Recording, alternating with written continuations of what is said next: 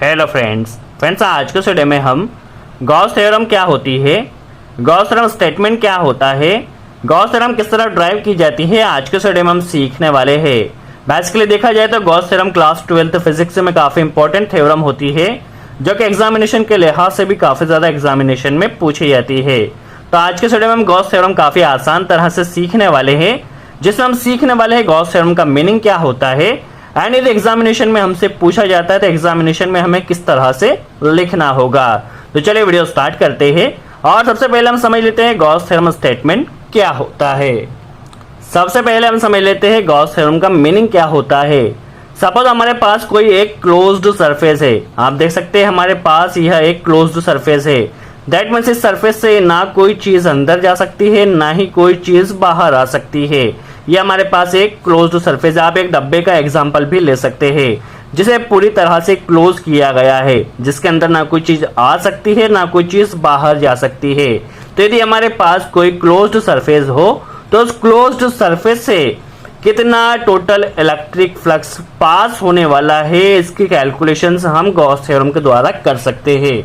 एक बार फिर से हमारे पास जो भी क्लोज्ड सरफेस है उस क्लोज्ड सरफेस के जरिए उस टोटल उसके अंदर कितना इलेक्ट्रिक फ्लक्स पास होने वाला है उस क्लोज्ड सरफेस से, इसकी कैलकुलेशंस हम गॉस थ्योरम द्वारा कर सकते हैं। चलिए अब हम इसके डेरिवेशन की बात की जाए, बेसिकली इसका स्टेटमेंट क्या होता है, स्टेटमेंट हम पहले समझ लेते हैं। तो किसी भी बंद पृष्ठ से या क्लोज्ड सरफेस से, किसी बंद पृष्ठ या क्लोज्ड सरफेस से निकलने वाला टोटल विद्युत फ्लक्स, दैट मीन्स आप यहाँ पे देख सकते हैं क्लोज्ड सरफेस से निकलने वाला टोटल फ्लक्स, कितना फ्लक्स निकलने वाला है। तो जो फ्लक्स होने वाला है उस क्लोज्ड सरफेस के अंदर उपस्थित कुल चार्ज का 1/ε0 गुना होता है।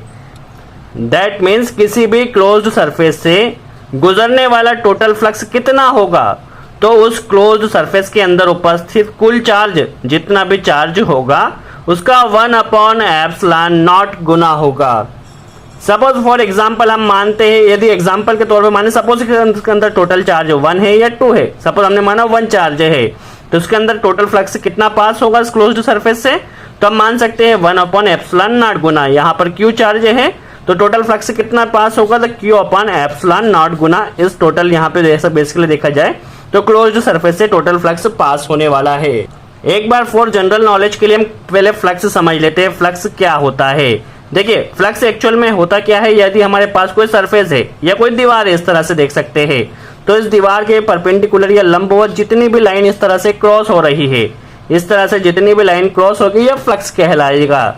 यदि इलेक्ट्रिक लाइन क्रॉस हो रही है तो यह इलेक्ट्रिक फ्लक्स कहलाएगा, यदि मैग्नेटिक फील्ड लाइन क्रॉस हो रही है तो यह मैग्नेटिक फ्लक्स कहलाएगा। तो नॉर्मली फ्लक्स का मतलब देखा जाए तो उसके लंबवत या बेसिकली परपेंडिकुलर जितनी भी लाइन क्रॉस होती है वो फ्लक्स कहलाता है। क्लोज्ड सरफेस की बात की जाए तो क्लोज सरफेस ऐसा सरफेस होता है जिसके अंदर ना कोई चीज आ सकती है ना कोई चीज बाहर जा सकती है, ये एकदम पूरी तरह से क्लोज होता है।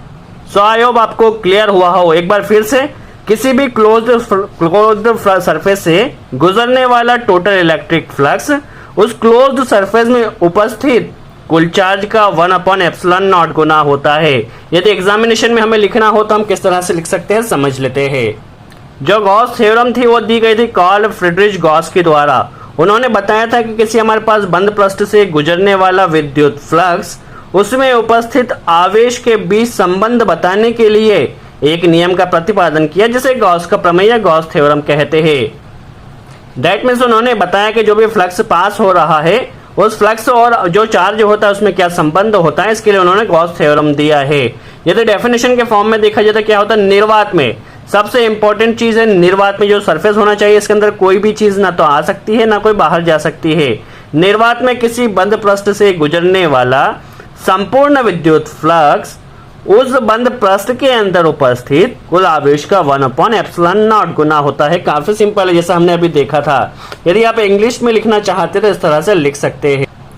Gauss theorem states that the electric flux through a closed surface, the electric flux through a closed surface is equal to 1/ε0 times of magnitude of charge enclosed. चलिए ये तो हमने अभी देखा कि इसका बेसिकली स्टेटमेंट क्या होता है। डेरिवेशन इसके लिए देखा जाए तो हम यहाँ पर लिख सकते हैं टोटल फ्लक्स फाई से हम डिनोट करते हैं फाई को नॉर्मली, और जो फाई होता है यदि हम फ्लक्स लिखना हो तो हम इस तरह से लिख सकते हैं ई डॉट एस होता है, जहाँ पे ई होता है इलेक्ट्रिक फील्ड एंड एस होता है सरफेस, कितने सरफेस से जा रहा है टोटल सरफेस होता है। तो हम यहाँ पे लिख सकते हैं टोटल जो फ्लक्स होगा वो कितना होगा। यहाँ पर हमने क्या देखा, यदि सिंपल हम डेफिनेशन से देखें तो हमारे अंदर चार्ज कितना था, क्यू था, और एप्सिलॉन नॉट यहाँ पे गुना होता है। तो इस तरह से यहाँ पर हम लिख सकते हैं, ये हमने डेफिनेशन से देखा, और इस तरह से भी हम लिख सकते हैं। इस तरह से कैसा लिख सकते हैं हम समझ लेते हैं। देखिए यहाँ पर हम क्या लिख सकते हैं, फाई की जगह ई तो नॉर्मली आ जाता है, और एस क्या होता है, सरफेस होता है। तो हम यहाँ पर क्या करेंगे, टोटल सरफेस ना लेकर इसके छोटा सा भाग, एक जस्ट इतना सा भाग डी एस को हम बेसिक एज्यूम करेंगे। तो यहाँ पर हम छोटा सा भाग डी एस लेंगे, और इसके यदि हम क्लोज्ड इंटीग्रल करते हैं, सरफेस का क्लोज्ड इंटीग्रल करते हैं, तो हमारे पास टोटल सरफेस आ जाएगा। तो हम क्या करेंगे, पहले एक छोटा सा इसका पोर्शन लेंगे, उसका सरफेस का क्लोज्ड इंटीग्रल कर देंगे। तो इंटीग्रल करने से क्या होगा, हमें इसके छोटे छोटे भाग का इंटीग्रल जोड़ कर मिल जाएगा। बेसिकली इंटीग्रल से हमें एडिंग होती है। तो हम क्या कर सकते हैं, इस तरह से भी लिख सकते हैं, ये हमारी इलेक्ट्रिक फील्ड हो जाएगी, और एस की जगह हमने डीएस किया बस, तो यहाँ पे क्लोज्ड इंटीग्रल किया है। तो इस तरह से हम लिख सकते हैं गॉस थ्योरम को। अब इसे किस तरह ड्राइव किया जाएगा हम समझ लेते हैं। चलिए हम प्रूफ देख लेते हैं। प्रूफ में हमें थोड़ा मानना होता है, तो क्या होता है चलिए हम समझ लेते हैं। माना हमारे पास कोई बंद पृष्ठ एस है, देख सकते हैं हमारे पास कोई एस बंद पृष्ठ है या क्लोज्ड सरफेस है। उस एस क्लोज्ड सरफेस के अंदर हमारे पास कोई बिंदु ओ है, हमारे पास अंदर कोई बिंदु ओ है। इस ओ बिंदु पर हमारे पास पॉजिटिव क्यू चार्ज रखा हुआ है, हमारे पास सिर्फ क्यू चार्ज है यहाँ पर। अब क्या है, बिंदु ओ से आर दूरी पर, या आर दूरी किधर भी हो सकती है, जिधर भी आप लेना चाहें। तो हमने क्या माना, बिंदु ओ से आर दूरी पर एक कोई पॉइंट पी है, ठीक है, ये कोई पॉइंट पी है। अब जाहिर सी बात है यहाँ पर चार्ज है, तो इस चार्ज के द्वारा इस पॉइंट पे कुछ ना कुछ फोर्स लगेगा। तो यह चार्ज के कारण जो इस पॉइंट पर जो फोर्स लगेगा उसे हम कहते हैं इलेक्ट्रिक फील्ड इंटेंसिटी, जो कि इसके पहले वाले वीडियो में हमने डिस्कशन किया था। तो क्या होगा, इस पॉइंट चार्ज क्यू के कारण, बेसिकली इस चार्ज के कारण यहाँ पे एक इलेक्ट्रिक फील्ड जो फोर्स लगेगा, तो वह फोर्स कितना होगा। तो इसलिए हम यहाँ पे इलेक्ट्रिक फील्ड इंटेंसिटी निकाल लेते हैं। तब पॉइंट्स पी पर इलेक्ट्रिक फील्ड इंटेंसिटी कितनी होगी, दैट मींस इस चार्ज के द्वारा लगाया गया फोर्स कितना होगा। तो यहाँ पर हमने इलेक्ट्रिक फील्ड इंटेंसिटी के डेरिवेशन में देखा था, E इजिकल टू होगा 1/4 pi epsilon nought Q upon r square. यहाँ पे Q क्या है, जो चार्जेस है वह, और R क्या है, यहाँ पे जो बीच की डिस्टेंस होती है वह। 1/4 पाई एप्सिलॉन नॉट यह है कांस्टेंट है। यहाँ पर हमने स्क्वायर किया है, जो हमारे पास जो यहाँ पे जो डिस्टेंस है उसका स्क्वायर होने वाला है। तो इस तरह हम यहाँ पे कैलकुलेट कर सकते हैं कि इस पॉइंट चार्ज या बेसिकली इस चार्ज के द्वारा इस पॉइंट P पर कितना फोर्स लगाया गया है। तो हम यहाँ पे इस तरह से लिख सकते हैं। अब जाहिर सी बात है, जो फोर्स लगेगा इसकी डायरेक्शन क्या होने वाली, तो डायरेक्शन इसी तरफ इसके जो फोर्स लगेगा इसकी डायरेक्शन भी ओपी की अनुदिश ही होने वाली है। चलिए इतनी चीज हमारी क्लियर हो चुकी है, इलेक्ट्रिक फील्ड इंटेंसिटी कितनी आई है। अब हमें क्या करना है, यहाँ पर क्या करना है, टोटल सरफेस से कितना फ्लक्स पास होगा हमें तो यह निकालना है, जो कि पॉसिबल नहीं है। एक साथ हम पूरे सरफेस से कितना फ्लक्स पास हो रहा है उसे एक साथ नहीं निकाला जा सकता। तो हम यहाँ पर क्या करते हैं, एक छोटे से पृष्ठ, यहाँ पर बिंदु जो P है इसको घेरे हुए एक छोटे से पृष्ठ ds की कल्पना करते हैं। हमने क्या माना कि P के आसपास कोई छोटा सा सरफेस हमने लिया है, यह कितना भी छोटा हो सकता है, चाहे जितना छोटा हो सकता है। तो हमने क्या किया, बिंदु P को घेरे एक छोटे से पृष्ठ ds की यहाँ पर हमने कल्पना की है, और इस ds से गुजरने वाला फ्लक्स पहले कितना होता है हम पहले ये कैलकुलेट कर लेंगे, और जब इसका हम क्लोज्ड इंटीग्रल करेंगे तो हमें पास पूरा सरफेस से कितना फ्लक्स पास होने वाला है ये हम आसानी से कैलकुलेट कर सकते हैं। तो पहले हमें इस छोटे से सरफेस से कितना फ्लक्स पास होने वाला है यह कैलकुलेशन करना है।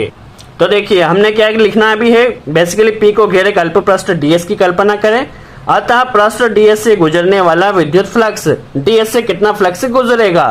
तो देखिए यहाँ पर हमने फाई हमारे पास टोटल होता है, डी कर दिया तो छोटे से पोर्शन के लिए होने वाला है, ये हमारे पास इलेक्ट्रिक फील्ड होने वाली है, और ds हमने यहाँ पर क्या लिया है, नॉर्मली हमारे पास सरफेस हमने ds लिया है, इसलिए यहाँ पे ds लिया है। और नॉर्मली क्या होगा, इलेक्ट्रिक फील्ड और बेसिकली देखा जाए तो ds के बीच कुछ ना कुछ एंगल होगा, बेसिकली इलेक्ट्रिक फील्ड और ds के बीच कुछ ना कुछ एंगल होगा, जो कि हमने एज्यूम किया थीटा होगा। तो यहाँ पर हमारे पास एक एंगल भी आने वाला है, जिसे हम यहाँ पे क्या लिख सकते हैं, E dot D S dot cos theta. यहाँ पे जो थीटा होने वाला है वो E और ds के मध्य जो कोण या एंगल होने वाला है वह होने वाला है।